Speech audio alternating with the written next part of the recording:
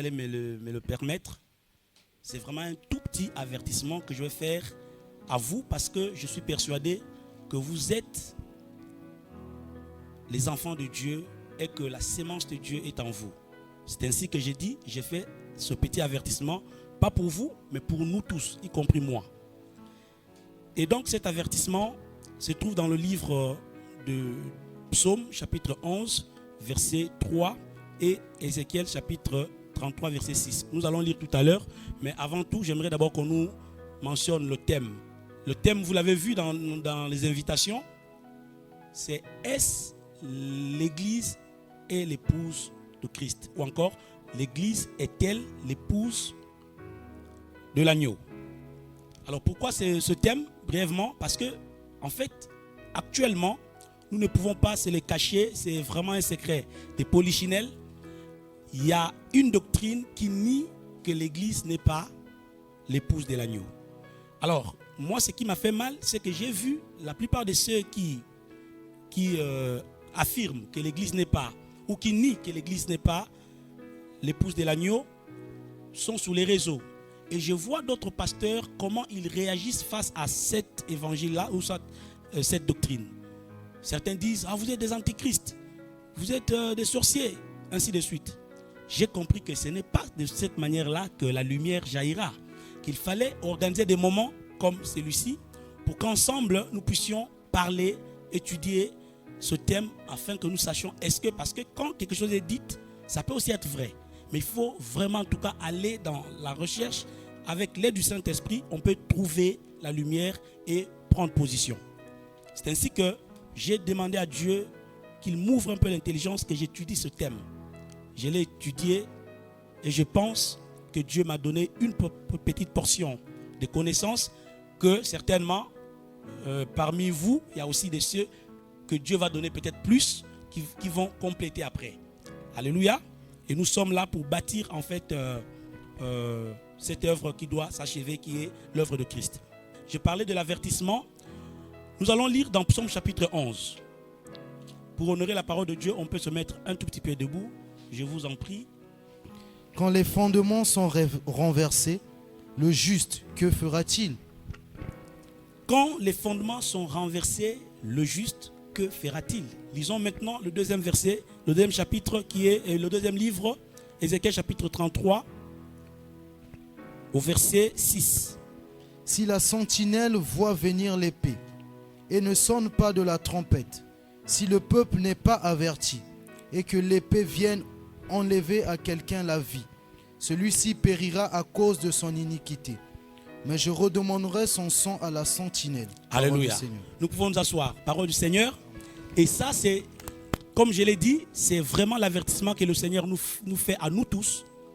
Premièrement, quand les fondements sont renversés, quelle est la position du juste? Ou quel doit faire le juste?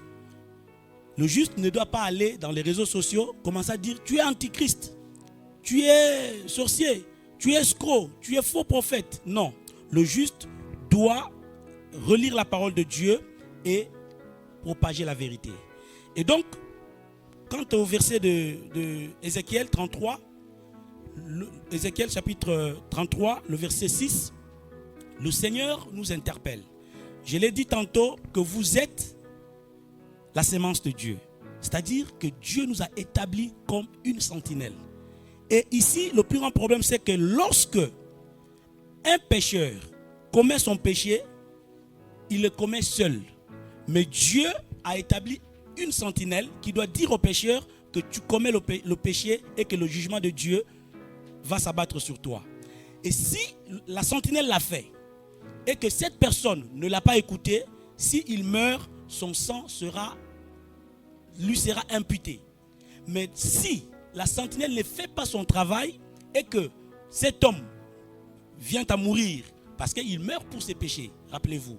Mais s'il meurt dans ses péchés et que la sentinelle n'a pas sonné l'alarme, là, cette personne mourra, mais l'Éternel redemandera le sang de cette personne auprès de la sentinelle. Prenons conscience, aimons la parole de Dieu et propageons la parole de Dieu qui est la vérité. Qu'elle plaise aux gens ou pas, disons la vérité. Paul a dit à Tite et à Timothée, je crois, il leur dit, vous dites la parole de Dieu selon la saine doctrine. Les gens n'aimeront pas ça, mais dites ça, Dieu sera content. Et si Dieu est content et que le petit troupeau que Dieu t'a donné, toi homme de Dieu ou toi chrétien, tu es dans un petit troupeau, si la parole qui est prêchée dans cette église est la vérité, tu es béni de Dieu. Ne cherche pas à drainer des foules pour dire que tu es dans la vérité. La vérité, c'est quand on reste attaché à la parole. Et c'est ce que nous allons essayer par la grâce de Dieu de faire. Nous sonnons la sonnette d'alarme. Nous rappelons aux enfants de Dieu qu'il y a des fausses doctrines. Quand on dit que l'église n'est plus l'épouse de l'agneau, c'est un fondement qui est en train d'être renversé. Mais comment le rétablir? Amen, amen. Est-ce qu'on peut acclamer Dieu? Que Dieu vous bénisse. Alors, concernant notre thème, je voudrais vous dire ceci. La Bible est un livre qui relate une histoire. Lorsque vous lisez la Bible, mettez-vous dans la tête qu'il y a une histoire qui est en train d'être relatée. Et cette histoire est écrite par qui? Par Dieu lui-même, au travers des hommes qu'il a inspirés. Mais il s'agit de quelle histoire? Il s'agit de l'histoire d'amour. Ça veut dire que toute la Bible, de la Genèse à l'Apocalypse, ne relate qu'une histoire qui est une histoire d'amour. Retenez ceci. Pourquoi une histoire d'amour? Parce que déjà, dès le commencement, vous allez remarquer que dès la création, toute la création est introduite par un acte de mariage, par un mariage célébré. Dans le livre de Genèse, chapitre 2, versets 21 à 24. Et donc, vous verrez aussi que dans le dernier livre de la Bible, qui est Apocalypse, dans le chapitre 21, verset 27, en fait, chapitre 21, tout le chapitre et jusqu'au verset 27, vous allez remarquer que la Bible se conclut aussi avec un acte de mariage ou encore un mariage célébré. Ça veut dire quoi? Dieu nous montre tout simplement que l'histoire qui est dans la Bible, tout au long des siècles, des âges, c'est une histoire qui parle de l'amour. L'amour de Dieu, bien sûr, mais Dieu, pour le montrer à ses créatures, il a fallu qu'il personnifie cet amour afin que nous puissions bien le comprendre. Et il s'agit de l'histoire de l'amour de qui? Tenez-vous, de Adam et Ève. Voilà l'histoire que la Bible relate. Ça veut dire que l'amour de Dieu a été transmis aux hommes. Et donc, Adam devait représenter un type et Ève également devait représenter un type. C'est là que l'amour commence ou le mariage commence. Mais vous allez aussi vous rendre compte que il s'agit de l'histoire d'Adam et Ève, comme je l'ai dit. Mais il y a deux Adam et il y a également deux Ève. C'est vrai que la Bible ne dit pas de manière claire qu'il y a deux Ève. Là, nous le disons par déduction que s'il y a un Adam et que cet Adam avait échoué, comme nous le savons tous, et a apporté la mort, automatiquement, il y a le deuxième Adam qui est là, que la Bible mentionne, qui ne doit pas être sans Ève, qui lui aussi a une Ève à côté de lui. Mais cette Ève n'est pas nommée comme telle. On ne l'appelle pas Ève. Mais elle a un autre nom que nous allons voir un tout petit peu vers la fin, que nous verrons dans des lignes qui suivent. Mais ce que nous devons comprendre, c'est que déjà, quand on prend la signification du nom de Ève, qui signifie juste la mère de tous les vivants, ce nom, cette signification résume déjà en quelque sorte qui est vraiment la vraie Ève. Ce n'est pas celle qui a été séduite dans le jardin, parce qu'elle a échoué et son époux, le premier Adam, les deux ont échoué et ont apporté la mort à l'humanité. Mais le second Adam qui a apporté la vie, lui, a une Ève qui est normalement et véritablement la mère de tous ceux qui ont la vie. Donc la signification de Ève, la mère des vivants, s'applique de manière adéquate à cette Ève-là, la véritable Ève, que nous verrons un peu plus loin. Et donc, le premier Adam, comme je l'ai dit, le premier Adam a échoué, le deuxième a réussi sa mission. Maintenant, pour que vous compreniez qu'il y a vraiment une similarité entre le premier Adam et le deuxième, regardez comment le premier Adam a pu avoir sa Ève, ou son Ève, bon, si on peut dire comme ça. son Ève. Vous allez comprendre que c'est après sa mort, quand Adam est mort, qu'il a reçu Ève. Vous allez dire, mais comment? Oui, parce que la Bible dit que Dieu fit plonger un grand sommeil à Adam, et Adam s'est endormi, et ce profond sommeil, où Dieu l'a fait une chirurgie pour sortir Ève, c'est un symbole de la mort. Et donc, c'est par la côte que Ève est sortie. Vous allez voir aussi que le second Adam, lorsqu'il expira à la croix et qu'il a crié, tout est accompli, il est mort. Vous allez voir qu'après sa mort, quelques jours plus tard, déjà avant ces jours-là, il y a un soldat qui l'a percé le côté. La Bible dit, c'est dans Jean chapitre 19, verset 34, la Bible dit, l'eau et le sang sortis. Et c'est par cette eau et ce sang qu'est née une église, une Ève pour lui. Et ça va arriver quelques jours après. Vous allez remarquer qu'après la mort de Jésus, sa crucifixion, son enterrement, sa résurrection, quand Jésus est monté, automatiquement, juste après, il y a eu la naissance de l'église. Et vous allez voir que la similarité est tellement forte que le premier Adam et le deuxième Adam sont en train de nous assurer ou encore de nous relater en quelque sorte une histoire. Alors, nous allons peut-être aller encore en profondeur pour comprendre ça. Cette histoire maintenant d'amour que je vous ai parlé se relate selon deux alliances, l'ancienne et la nouvelle. Et dans l'ancienne alliance, on va prendre une image ou un type qui sera en quelque sorte, qui va se réaliser dans la nouvelle alliance qui est en temps normal ce qu'on appelle l'antitype. Alors vous remarquerez que l'ancienne alliance, Dieu pour nous faire comprendre ces réalités, il a pris Israël. Nous allons en parler. Mais je voudrais d'abord ici montrer une chose, c'est que pour bien comprendre cette histoire d'amour que la Bible relate, vous devez connaître trois choses. Retenez ça par cœur. Trois entités à retenir sont ou à comprendre. Parce que si vous comprenez ces trois entités, vous comprenez automatiquement pourquoi la Bible relate l'histoire d'amour. La première entité à maîtriser et à comprendre, c'est la Babylone. Il faut bien comprendre c'est quoi la Babylone. Si vous comprenez la Babylone, il faut comprendre la Jérusalem terrestre. Et si vous comprenez la Jérusalem terrestre, il faut également comprendre la Jérusalem céleste ou la nouvelle Jérusalem. Ce sont ces trois entités qui regorgent en elles toutes les vertus ou encore, j'allais dire, toutes les vérités autour de l'amour qu'il y a dans la Bible. Ça veut dire que Dieu va nous apprendre beaucoup de choses par des images, par des allégories, par des métaphores, pour que nous puissions juste comprendre cette histoire d'amour qui est relatée dans la Bible. Est-ce que la salle est là? Gloire à Dieu.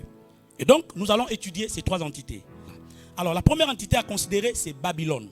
Vous pouvez, si vous écrivez Babylone, parce que nous devons étudier Babylone. C'est quoi Babylone? C'est quoi Babylone? Ou que représente Babylone? C'est très important de comprendre ça. On peut aller? Alors, Babylone représente ce monde avec son système politico-religieux corrompu, dont l'origine est mentionnée dans Genèse chapitre 11, verset 9. Je disais que Babylone représente ce monde actuel. Le monde que vous voyez là, c'est ça qu'on appelle Babylone. Et le système politico-religieux que vous voyez dans le monde, qui va à l'encontre de la vraie doctrine de Jésus, c'est le système babylonien. Mais ce système a vu le jour depuis longtemps.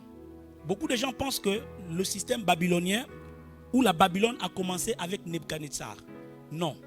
Avec Nebuchadnezzar, Babylone a été en quelque sorte officialisée par Dieu lui-même à cause du péché de son peuple. Mais sinon, Babylone a commencé un peu plus tôt. Dans Genèse chapitre 11, vous connaissez la fameuse histoire de la tour de Babel. Cette tour ne s'appelait pas tour de Babel, non. C'était une tour que les gens construisaient. Ils étaient à Shinéar. Les gens se sont réunis, ils ont dit, on doit prendre la place de Dieu. on doit toucher Dieu. C'est usurper la place de Dieu, c'est usurper l'honneur que Dieu a. Et donc, les gens se sont réunis, ils ont dit, on doit monter. C'est là que Dieu a confondu ce projet maléfique, a détruit cette tour, que la tour a été nommée la tour de Babel, parce que Babel veut tout simplement dire confusion. Ça veut dire c'est là où Dieu a confondu la pensée corrompue de l'homme. Mais ce que vous devez savoir, c'est que Babylone, quand elle a été détruite, c'est vrai qu'elle était détruite sur les plans physiques, ok, mais sur le plan spirituel ou sur le plan systémique, Babylone existait encore, mais il était mis en berne, mis en pause. Maintenant, quand Israël n'a pas bien marché selon ce que Dieu lui avait recommandé de faire, Dieu a dit, je donne le trône, le royaume à Nebuchadnezzar, le roi de Babylone. Et vous tous, vous devez aller là-bas. Et vous vous rappelez que tous les Juifs qui voulaient fuir en Égypte, c'était à leur péril. Parce que on leur avait dit, soumettez-vous à Nebuchadnezzar, le roi de Babylone, c'est là que vous aurez votre salut. Et donc, ceux qui s'étaient entêtés sont partis en Égypte, ils sont morts. Mais ceux qui étaient en Babylone, c'est vrai qu'ils ont souffert, mais c'était Dieu qui les avait livrés de manière volontaire parce que les enfants d'Israël s'étaient méconduits. Amen, amen. Et donc, c'est à partir de là que Babylone va maintenant prendre le sens, un sens réel. Ça veut dire que la Babylone va devenir une Babylone politique, un système politique et un système religieux. Et vous savez vous-même aussi que Babylone a été à plusieurs reprises déplacée. Vous savez, la capitale de Babylone a été déplacée plusieurs fois. On n'est pas dans l'eschatologie, dans la prophétie eschatologique, mais j'aimerais quand même vous brosser quelques points et on va en parler un peu bas. Alors, retenez ceci. La Bible présente maintenant Babylone, ce système politico-religieux que nous avons mentionné ici, en trois facettes. C'est ça le terme, en trois facettes. La première facette, Babylone est présentée dans la Bible comme étant une femme. Ça veut dire qu'on l'appelle femme. Là, nous pouvons lire dans Apocalypse, chapitre 17, verset 3. La Bible dit, « Il me transporta en esprit dans un désert, et je vis une femme assise sur une bête écarlate, pleine de noms de blasphème, ayant 7 têtes et 10 cornes. » Une femme qui était assise sur une bête écarlate. Maintenant, puisque nous parlons de ces trois entités, j'aurais voulu vous donner un tableau que j'ai confectionné pour la compréhension. C'est un tableau comparatif. Les frères peuvent venir pour aider à partager. Alors, c'est un tableau comparatif, mais qui résume en même temps tout ce que nous allons dire aujourd'hui. Rien qu'avec ce tableau, vous pouvez comprendre de manière générale, avec tous les versets que nous ne pouvons pas lire ici, parce que ça nous prendra beaucoup de temps. Mais là, on a mis beaucoup de versets et ça vous aidera à pouvoir comprendre ça. Donc, je disais que Babylone était un système politique qui était présenté comme une femme. Et la Bible présente Babylone comme une femme. Mais quel genre de femme est Babylone? Babylone n'est pas soumise à l'autorité d'un époux. C'est une prostituée. Il me transporta en esprit dans un désert et je vis une femme assise sur une bête écarlate, pleine de noms de blasphème, ayant 7 têtes et 10 cornes.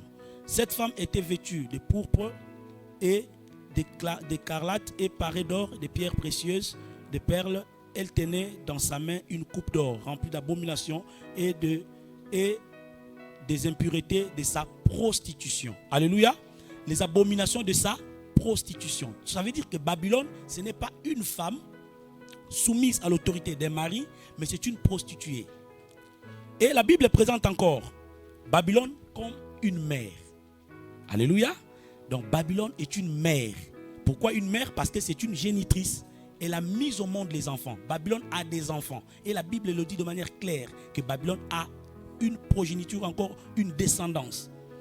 Nous pouvons vérifier ça également dans Apocalypse 17, 4, 5.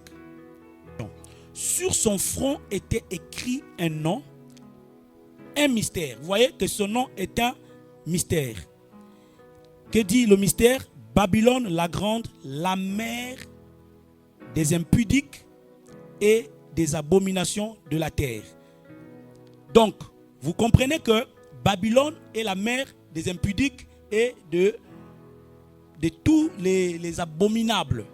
Ça veut dire, quand on parle de Babylone comme étant une mère, Babylone est bel et bien une mère, elle a des enfants. Et ces enfants sont tous ceux qui sont dans l'impudicité, dans l'abomination, dans la dépravation, dans toutes ces choses mauvaises que nous connaissons. Et donc, Babylone étant un système ayant des enfants, nous sommes sûrs que nous ne sommes pas les enfants de Babylone. Nous allons étudier pour connaître qui sont, et nous sommes les enfants de qui? Quelle est notre mère? Qui est notre mère? Et donc, Babylone est encore présentée comme une ville. Alléluia. Babylone est présentée comme une ville. Une ville qui est en réalité l'espace dans lequel est exercé le pouvoir du monde ou encore la politique et la religion du monde. Vous voyez cet espace que vous voyez là, surtout les pays occidentaux, sont des pays qui sont bâtis sur le système babylonien. Ne vous en faites pas, Babylone a été défait, Nebuchadnezzar a été défait, le pouvoir a été transféré à d'autres, mais le système babylonien est ancré dans tous les cerveaux. Quand un pro-occidentaux pense, il pense comme un babylonien, comme un gréco-romain. Voilà la philosophie et le système établi. Le système de gérance du pouvoir que vous voyez, c'est le système babylonien. Et donc, c'est la ville, quand on parle de Babylone comme étant une ville, c'est cet espace où s'exerce, où s'administre cette politique et cette religion babylonienne. Et donc, la capitale de Babylone, comme je l'ai dit, a été transportée plusieurs fois. Il était à Shinéa, dans Genèse chapitre 11, là où on a construit la tour de Babel. Elle a été en Babylonie avec le roi Nebuchadnezzar lui-même. C'est là même que ça a pris de l'ampleur, que ça a pris sa connotation politique. Elle a encore été en Suse, la capitale de la Perse, avec le roi Cyrus le Grand, avec le roi Darius, Artaxerxès et tous ces rois-là. Elle a encore été transportée en Macédoine avec Alexandre le Grand. Avec Alexandre le Grand, ce grand roi qui fut des conquêtes dans peu de temps. Elle était finalement transportée à Rome. Et quand elle arrive à Rome, la Bible dit que la bête qui a 7 têtes et 10 cornes avait reçu une blessure. Et dans Apocalypse 17, on dit que cette bête avait reçu une blessure mortelle. On dit même que elle n'est plus, mais elle reviendra. Ça veut dire que l'Empire romain, qui est devenu la capitale de la Babylone, du système babylonien, a connu pendant un moment cette blessure-là qui est en quelque sorte on appelle ça quoi? Quand quelqu'un rentre dans une sorte de mort. Coma, voilà, c'est ce que je cherchais. Donc, l'Empire romain est entré dans le coma. Mais à un moment, l'Empire romain ressurgira, il va sortir. Il va encore dominer le monde. Et cette fois-là, il ne sera pas seul, il sera accompagné de 10 cornes, ça veut dire des 10 rois ou des 10 royaumes. Ce n'est pas de ça qu'on parle, mais c'était vraiment important qu'on puisse en toucher. Et donc, nous avons fini avec Babylone. Nous allons entamer la Jérusalem terrestre. Deuxième point, la Jérusalem terrestre. On a dit qu'on doit étudier 3 entités. On a étudié la première entité qui est la Babylone. La deuxième entité, c'est la Jérusalem terrestre. Et je rappelle que la conférence, c'est pour aiguiser la connaissance. Alléluia. Et donc, votre curiosité fera ce que vous ne dormiez pas, que vous ne somnolez pas, parce que ici, il est question de s'intéresser aux choses élevées, les choses spirituellement élevées. Alléluia. Que Dieu vous bénisse. Et donc, je disais que nous considérons la Jérusalem terrestre. Que veut dire Jérusalem terrestre? Elle représente quoi? La Jérusalem terrestre représente Israël avec son système politico-religieux institué par Dieu lui-même. Donc Israël, c'est un peuple que Dieu va sortir des nations par Abraham et qu'il va imposer lui-même un système politique et un système religieux. Alléluia. Et donc, quand on parle d'Israël, on la personnifie par Jérusalem. Parce qu'Israël, en réalité, plutôt Jérusalem terrestre en réalité est le symbole d'Israël. Ça veut dire que quand il n'y a pas de Jérusalem, Israël n'existe pas. Voilà pourquoi vous voyez que là-bas la guerre ne finit pas. Puisque la ville a été scindée en deux quand il y a eu... comment on appelle ça? C'est pour parler avec les grandes puissances, ils ont voulu quand même diviser Jérusalem ouest et Jérusalem est. Jérusalem est est resté pour les Palestiniens, Jérusalem ouest est resté pour Israël. Mais Israël dit toujours que la Jérusalem c'est la capitale éternelle d'Israël. Et sans Jérusalem, Israël n'existait pas. Voilà pourquoi dans la prophétie de Daniel, on dit que un gars viendra, un homme viendra, un chef, et son peuple, ils détruiront la ville et le peuple ira en dispersion. Et vous savez qu'en 70, Titus est venu avec les armées romaines pour détruire Jérusalem et le temple, et Israël avait cessé d'être une nation pendant beaucoup d'années. Israël est redevenu la nation qu'en l'an 48. Alléluia. Et donc, Jérusalem, c'est le symbole d'Israël. Et donc, elle est personnifiée par Israël.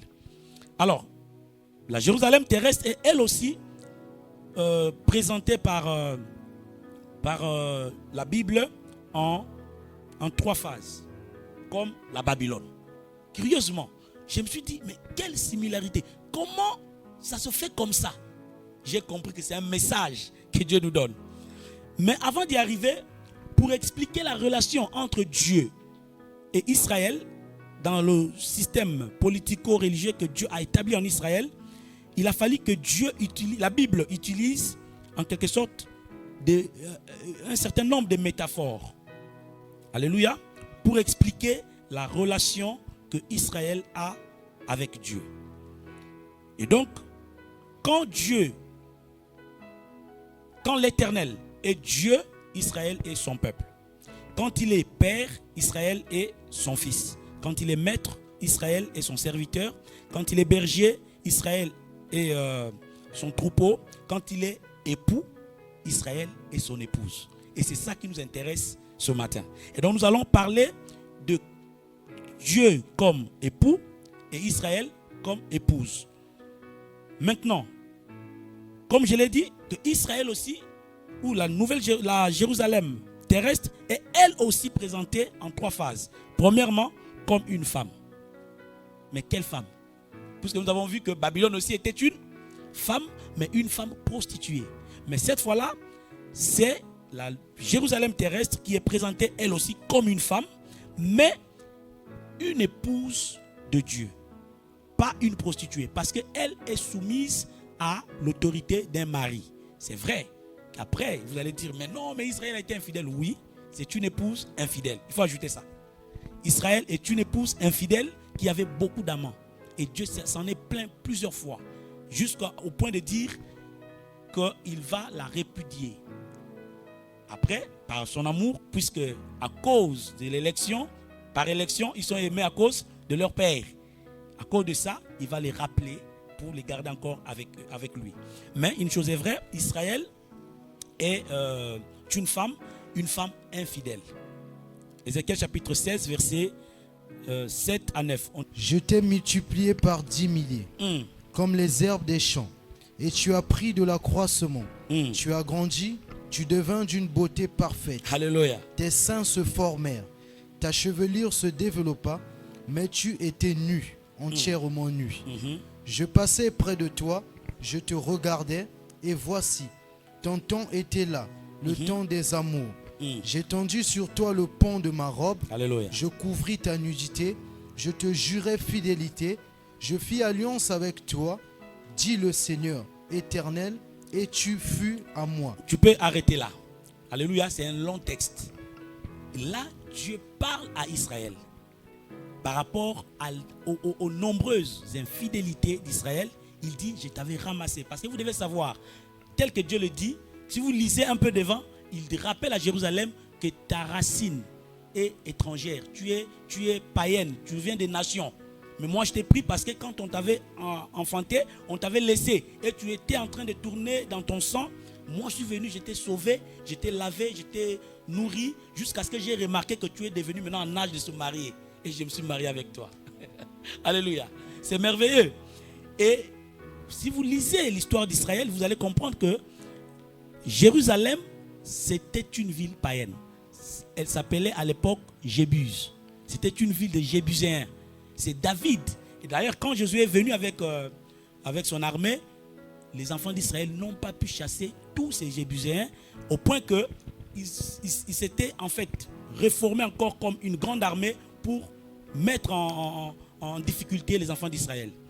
Et c'est David, quand il devient roi, qu'il va maintenant travailler pour récupérer cette ville et la rebaptiser par Jérusalem, ce qui veut dire les fondements de paix. Alléluia. Et donc ici, Jérusalem est vraiment la Jérusalem terrestre, celle d'Israël. Elle est vraiment épouse de Dieu, mais une épouse infidèle. Alors, Jérusalem terrestre est encore présentée comme une mère. De la même manière que la Babylone. Elle est une mère, elle a des enfants. Ses enfants sont des juifs, n'est-ce pas? Mais attention, la Jérusalem terrestre, ici, ses enfants sont des juifs apostats. Alléluia. Vous allez dire, mais pourquoi? Eh bien, parce que ces enfants-là sont en esclavage, sont des esclaves comme leur mère. Ces enfants-là sont dans la servitude. Galates, chapitre 4, versets 22 à 25. Car il est écrit qu'Adam eut deux fils, un de la femme esclave et un de la femme libre. Mais celui de l'esclave naquit selon la chair et celui de la femme libre naquit en vertu de la promesse. Ces choses sont allégoriques. Ces choses sont allégoriques. Car ça veut dire qu'ils ont un sens pas littéral. Ne voyez pas, Abraham, c'est Agar. Oui, ça c'est bien pour quelqu'un qui vient de naître en Christ aujourd'hui. On lui relate l'histoire. Mais ces choses sont allégoriques ou ont une valeur allégorique. Ça veut dire qu'on peut expliquer d'autres vérités derrière cette réalité. On y va. Car ces femmes sont deux alliances.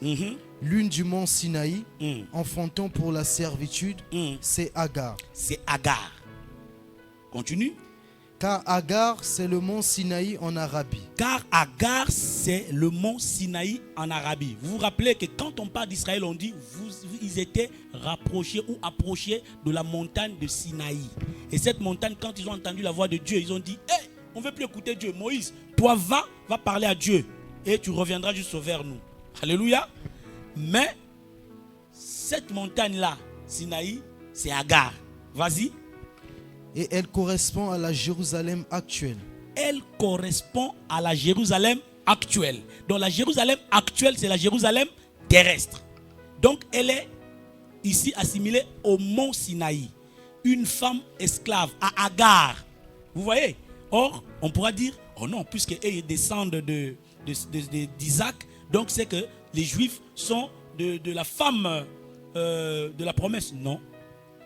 Sarah, c'est notre mère. Alléluia. Ah oui. Parce que Abraham, c'est notre père. Et donc, Abraham a eu deux enfants. Un est un fils d'une esclave. Et ce fils-là, c'est Israël actuel. Et c'est elle-même, la nouvelle Jérusalem, et plutôt la Jérusalem terrestre, qui s'est rendue esclave avec ses amants. Il y a même des passages qui en parlent. Dieu dit, tes amants t'ont fait esclave. On en parlera plus tard. Alors, donc, la Jérusalem terrestre est une mère, elle a des enfants et ses enfants sont esclaves au même titre qu'elle-même. Alléluia. Mais elle est aussi présentée comme une ville. Tout comme Babylone. Exactement. Elle est aussi une ville. C'est l'espace dans lequel était et sera administré le système politique religieux divin sur la terre. Vous avez vu, j'ai fait une petite nuance. J'ai dit, c'est un espace qui était, mais qui sera. Parce que maintenant, il ne l'est pas. Alléluia. Maintenant, Israël ne peut pas recevoir, n'est pas la capitale en fait. La Jérusalem n'est pas la capitale du monde maintenant. Mais il en sera dans les jours qui viennent. Parce que le Seigneur lui-même régnera dans Jérusalem. Et donc, je disais que c'est l'espace. Donc, Jérusalem terrestre en tant que ville, c'est l'espace politico-religieux que Dieu lui-même a établi sur la terre. Ce sera la capitale du monde dans l'avenir. Mais c'est aussi la ville du grand roi. Alléluia. Là, c'est Matthieu 5, 35 qui le dit. Matthieu dit que vous pouvez jurer pour vous sur telle ou telle chose, mais ne jurez pas sur Jérusalem parce que c'est là la ville du grand roi. Donc, Jérusalem terrestre, c'est la ville du grand roi. Bien que les Israélites n'ont pas compris cela. Alors, bientôt nous allons avoir la pause, mais comme notre base, ça veut dire que le fond de ce que nous allons parler aujourd'hui va beaucoup plus être autour de la nouvelle Jérusalem.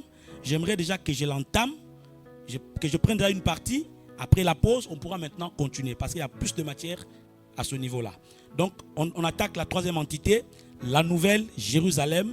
Entre parenthèses, vous mettez Jérusalem céleste.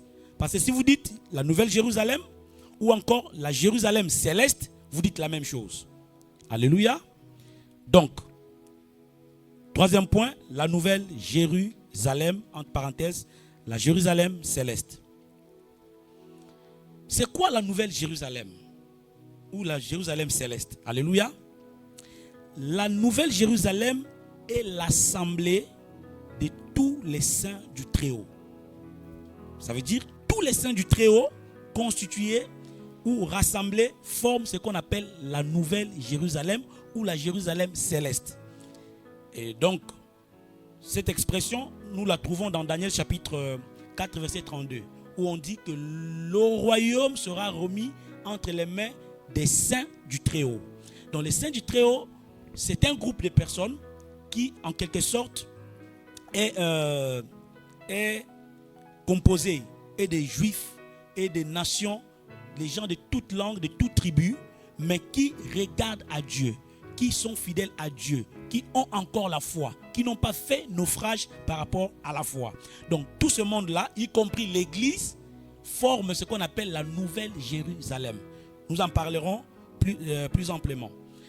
Et donc, elle est constituée de deux groupes, comme j'ai dit, de deux groupes d'individus. Cette nouvelle de Jérusalem, il y a les amis de l'époux et l'église. Alléluia. La nouvelle Jérusalem est composée des amis de l'époux. C'est un groupe, on dit quoi, hétérogène, n'est-ce pas? Mais ce groupe hétérogène est encore subdivisé en deux. Une partie qu'on appelle les amis de l'époux, une autre partie qu'on appelle l'église. Et comme les deux premières entités, la nouvelle Jérusalem est présentée aussi comme une femme. La nouvelle Jérusalem aussi est une femme. Alléluia. Oui, c'est une femme. Nous allons voir maintenant quel genre de femme elle est. La nouvelle Jérusalem, c'est une épouse soumise. C'est l'épouse de l'agneau. Vous allez voir que j'ai nuancé. Ce n'est pas l'épouse de Dieu, mais l'épouse de l'agneau. Apocalypse chapitre 21, versets 9 à 10. Rapidement, frère, tu nous lis ça. Puis un des 7 anges qui tenait les 7 coupes remplies des 7 derniers fléaux vint. Et il m'adressa la parole en disant, viens, je te montrerai l'épouse, la femme de l'agneau. Je te montrerai l'épouse, la femme de l'agneau. Et il me transporta en esprit sur une grande et haute montagne. Vous pouvez aussi faire des petites comparaisons avec votre tableau. Vous verrez que cette femme est vue où? Elle est vue d'une montagne. La Bible dit qu'il transporta Jean sur une haute montagne. Et Jean, qu'est-ce qu'il va voir? Et il me montra la ville sainte. Et il me montra la ville sainte. Jérusalem. Jérusalem. Qui descendait du ciel d'auprès de Dieu. Qui descendait du ciel auprès de Dieu. Ayant la gloire de Dieu. Ayant la gloire de Dieu. Alléluia. Amen. Et donc la nouvelle Jérusalem ou la Jérusalem céleste, c'est une épouse soumise, une épouse de l'agneau qui est vue de la montagne. Alors, elle est aussi, puisque c'est la Jérusalem, elle est aussi une mère, c'est-à-dire une génitrice. Elle a des enfants. Alléluia. Et ces enfants sont tous ceux que j'ai dit avant, les saints du Très-Haut. C'est un peuple qui tourne le regard vers Dieu. Toi et moi. Alléluia. Qui tournons nos regards vers Dieu. Qui ne regardons pas aux hommes puissants. Nous croyons que notre salut vient de Dieu. Et nous sommes les saints du Très-Haut. Et donc, je disais que la nouvelle Jérusalem qui descend du ciel, elle a aussi des enfants. Nous pouvons voir ça dans Galates chapitre 4, verset 26. Là maintenant, vous allez voir de manière claire qu'on avait parlé de la Jérusalem terrestre qui avait aussi des enfants. Là, on parle de la Jérusalem céleste qui a aussi des enfants. Vas-y. Galates 4, 26. Mais la Jérusalem d'en haut est libre. Alléluia. C'est notre mère. Car il est écrit, rejus-toi, stérile, toi qui n'enfantes point. Éclate et pousse des cris, toi qui n'as pas éprouvé les douleurs de l'enfantement. Merci beaucoup. On peut s'arrêter là. On dit, mais la Jérusalem céleste, elle est libre. Elle n'est pas esclave, elle n'est pas dans la servitude. Et ce que j'aime, elle est notre mère. Ça veut dire qu'elle est une femme, mais pas une femme veuve qui n'est pas soumise, qui a perdu son mari, ou une femme prostituée qui n'est pas soumise à l'autorité d'un homme, mais elle est une femme mariée, elle est l'épouse de l'agneau. Mais elle a des enfants, et ces enfants, c'est nous. Oui, c'est Paul qui dit, c'est notre mère. Nous sommes parmi ceux qui forment le peuple des saints du Très-Haut. Et donc la nouvelle Jérusalem qui descend du ciel, c'est notre mère. Alléluia. Et donc, elle est aussi présentée comme une ville. Vous voyez que de la même manière qu'on présente Babylone, c'est de la même manière qu'on présente la Jérusalem terrestre, et c'est de la même manière qu'on présente la nouvelle Jérusalem, mais avec des contrastes au niveau de leurs vertus. Alléluia. Et de leurs caractéristiques. Et donc, elle est une ville parce que c'est l'espace de la cohabitation éternelle entre Dieu et les saints des Très-Hauts. Donc tous les saints du Très-Haut vivront ensemble dans une cohabitation avec Dieu et l'agneau dans la nouvelle Jérusalem céleste. Vous comprenez qu'elle est non seulement présentée comme une ville, mais elle est aussi une constitution de tout ce monde-là. D'ailleurs, pour votre information, les enfants de la Jérusalem céleste portent son nom. Donc, toi et moi, on doit nous appeler la nouvelle Jérusalem qui descend du ciel. Alléluia. Alors vous voyez que nous répondons petit à petit à notre question. Est-ce que l'église est-elle l'épouse de l'agneau? Les gens qui disent non doivent savoir que tous ceux qui sont les fils de la nouvelle Jérusalem portent le nom de la nouvelle Jérusalem. Ça veut dire qu'on peut les appeler la nouvelle Jérusalem. En d'autres termes, tout ce monde-là peut être appelé la nouvelle Jérusalem. D'où l'église aujourd'hui est elle aussi la nouvelle Jérusalem. Parce qu'elle fait partie intégrante du peuple des saints du Très-Haut. Nous allons voir ça dans Apocalypse. Apocalypse 3, verset 12. Celui qui vaincra, je lui ferai une colonne dans le temple de mon Dieu, et il n'en sortira plus. J'écrirai sur lui le nom de mon Dieu. J'écrirai sur lui le nom de mon Dieu. Et le nom de la ville de mon Dieu. Alléluia. Et le nom de la ville de mon Dieu. De la nouvelle Jérusalem. De la nouvelle Jérusalem. Qui descend du ciel. Qui descend du ciel. D'auprès de mon Dieu. D'auprès de mon Dieu. Et mon nom nouveau. Et mon nom nouveau. Rappelez-vous que ça, ce sont des lettres qui sont envoyées aux 7 églises. Alléluia. Et là, c'est l'église de la Philadelphie. C'est l'unique église avec Smyrne qui n'ont pas reçu des blâmes. Parce que toutes les églises recevaient, premièrement, des remarques. On leur disait, premièrement, on les blâme et on leur donne des, comment je peux appeler ça, des éloges, mais également, on leur recommande, des recommandations. Seuls Smyrne et Philadelphie n'ont pas reçu des blâmes. Et donc, Philadelphie, c'est une église qui est censée garder la parole de Dieu jusqu'à la fin. Et d'ailleurs, pourquoi on lui fait des éloges et on ne lui fait pas des reproches? Parce qu'il a gardé la parole. Voilà pourquoi, bien-aimé, tu peux être dans n'importe quelle église. Ce que tu dois garder jalousement et fièrement, c'est la parole. Je vais ouvrir une petite parenthèse. Un pasteur m'avait dit, toi avec ces genres d'enseignement-là, j'ai dit non, moi si j'ai 4 personnes assises là et qu'on parle de ces choses, ma joie est tellement immense que quelqu'un qui a 1000 membres mais qui parle des choses qui ne les nourrit pas. Donc aimer la parole et garder la parole, parce que la nouvelle Jérusalem, qui est notre mère, celle qui nous donne son nom, elle a gardé, et plutôt, elle ne peut prendre en compte que ceux qui ont gardé la parole comme ceux de la Philadelphie. Voilà pourquoi, si nous en tant que chrétiens, nous gardons la parole de Dieu, on peut maintenant, nous pouvons porter, et c'est même Christ lui-même, alléluia, qui nous donnera le nom de la ville de son Dieu, qui est la nouvelle Jérusalem. Quelle merveilleuse parole. Moi, personnellement, quand je l'écoute, je suis fier qu'on m'appelle la nouvelle Jérusalem qui descend du ciel. Voilà pourquoi j'ai dit garder la parole fièrement. Et donc, elle est aussi une ville, Apocalypse 21, verset 2. Je vis descendre du ciel. Et je vis descendre du ciel. D'auprès de Dieu. La ville sainte. La ville sainte. La nouvelle Jérusalem. La nouvelle Jérusalem. Préparée comme une épouse. Qui s'est parée pour son époux. C'est une ville, n'est-ce pas? Puisque quand on l'a vu, elle descend comme une ville.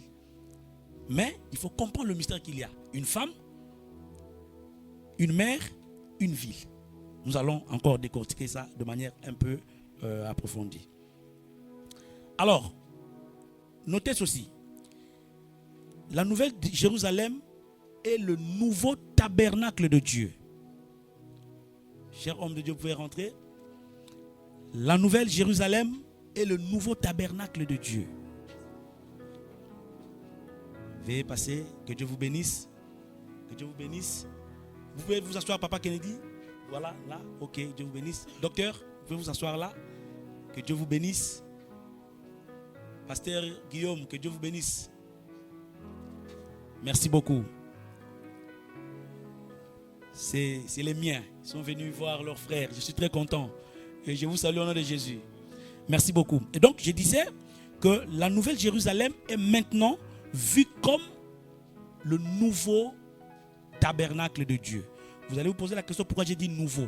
Eh bien, parce qu'il y a eu un tabernacle qui est considéré comme ancien.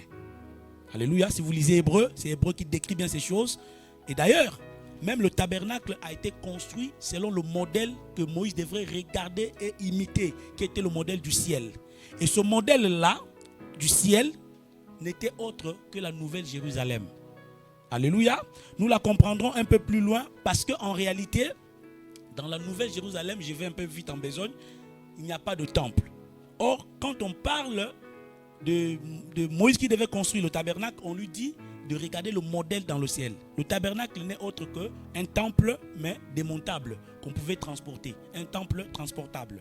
Mais sinon, c'est le temple de Dieu qui est dans le ciel, que Moïse avait vu, a reproduit. Et donc, la nouvelle Jérusalem, c'est le nouveau tabernacle de Dieu sur la terre. Parce qu'on dit quoi? Qu'elle est une ville qui descend du ciel. Donc, quand elle vient sur la terre, c'est maintenant un nouveau tabernacle de Dieu sur la terre. Pourquoi je dis que c'était un nouveau tabernacle? Je l'ai dit tantôt. Vous remarquerez aussi que la nouvelle Jérusalem n'aura pas de parvis ni de lieu saint. La nouvelle Jérusalem n'a que le lieu très saint. Vous allez dire comment? Eh bien parce que quand Jésus est mort à la croix, la Bible dit le rideau qui séparait le temple, qui séparait le lieu très saint et le lieu saint fut déchiré. C'était un acte prophétique qui montrait que l'accès est maintenant libre à toute personne d'entrer dans le lieu saint. Ou encore, ça mettait fin à ce régime ancien qui consistait à avoir 3 compartiments dans le tabernacle. Donc, il a fallu maintenant, dès à présent, qu'il y ait un seul compartiment. Et la Jérusalem céleste, elle est comme ça. Elle n'a pas 2 compartiments, elle n'en a pas 3. Et un autre élément, c'est qu'elle est recouverte, en fait, elle est en or. Or, l'ancien tabernacle, dans le lieu très saint, il y avait des planches qu'on avait bien faites, recouvertes d'or. Donc, c'était ça le symbolisme du lieu très saint, l'or. Et donc, quand vous regardez la nouvelle Jérusalem, la Bible dit, la place de la ville était d'or. Alléluia. Et donc, la nouvelle Jérusalem, c'est elle-même le lieu très saint. Ça veut dire qu'elle devient un temple ayant que partout c'est maintenant saint. Tout le monde peut entrer. Amen, amen. Et vous allez aussi noter que la nouvelle Jérusalem sera occupée par les êtres célestes que voici, Dieu et l'agneau, et les 24 vieillards, et les anges, mais également l'église. Mais avant d'arriver à l'église, j'aimerais d'abord que je vous fasse comprendre pourquoi la Nouvelle Jérusalem doit être habitée par les 24 vieillards. Vous allez vous poser la question, mais comment? Oui, dans la Nouvelle Jérusalem, il y a la présence des 24 vieillards. Les 24 vieillards sont en quelque sorte 12 patriarches d'Israël qui sont associés aux 12 apôtres de l'agneau. Et c'est ce père-là qui forme les 24 vieillards. C'est ainsi que vous allez voir dans la Nouvelle Jérusalem qui descend du ciel, il y a les portes qui sont où sont mentionnés les noms des 12 patriarches d'Israël, et les fondements de la ville, de la muraille de la ville, il y a mention ou description de 12 noms de l'apôtre de l'agneau. Ce n'est pas pour rien qu'on a associé cela. Parce que dans le ciel, autour du trône, il y a 24 vieillards. Beaucoup l'ont dit, beaucoup l'ont interprété comme étant des anges, ou encore non, ce ne sont pas des anges, parce que les anges n'ont pas de couronne. Et les anges n'ont jamais reçu l'ordre de régner. Parce que quand ils portent des couronnes, c'est que c'est des rois. Rappelez-vous que la Bible dit que nous sommes devenus un royaume de sacrificateurs et des rois. Cela n'est pas dit qu'à l'église, parce que beaucoup de gens pensent que la parole qui dit il a fait de nous un royaume de sacrificateurs et de rois, c'est seulement nous. Non, même Israël. Rappelez-vous que Dieu avait dit ça en Israël. Il a dit, je ferai de vous des sacrificateurs et des rois.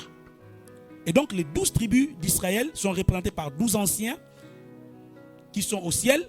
Et il y a aussi les 12 apôtres de l'agneau qui eux aussi sont associés et forment ce chiffre de 24 vieillards. Nous en parlerons peut-être plus amplement si nous abordons le livre d'Apocalypse. Mais ici, on est en train de voir, est-ce l'épouse est-elle, et plutôt l'église est-elle l'épouse de l'agneau? On ne peut pas aller vraiment en détail. Mais ce que vous devez savoir, c'est que les 24 vieillards sont associés dans le Jérusalem ou occuperont Jérusalem simplement parce qu'ils sont associés à 12, ce sont les 12 patriarches d'Israël et les 12 apôtres de l'agneau. Mais vous devez savoir qu'ils sont associés à cette ville à titre d'amis de l'époux. Oui, il y a des gens qui disent que l'église est l'ami de l'époux. Nous, l'église, nous sommes les amis de l'époux. Non, ce n'est pas correct à mon humble avis. Selon les études que j'ai faites, que nous allons essayer ensemble de voir. Les amis de l'époux, ce n'est pas l'église.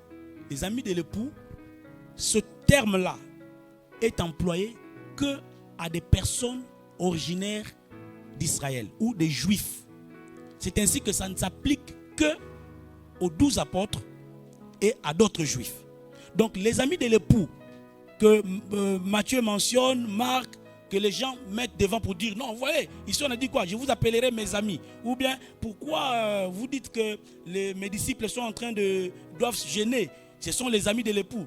Oui, les disciples de Jésus qui sont les 12 apôtres sont amis de l'époux.